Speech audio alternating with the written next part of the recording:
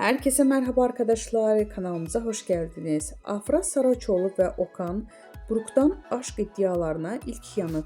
Afra Saraçoğlu ile Okan Buruk'un aşk yaşadığı iddiası magazin dünyasından bomba etkisi yarattı.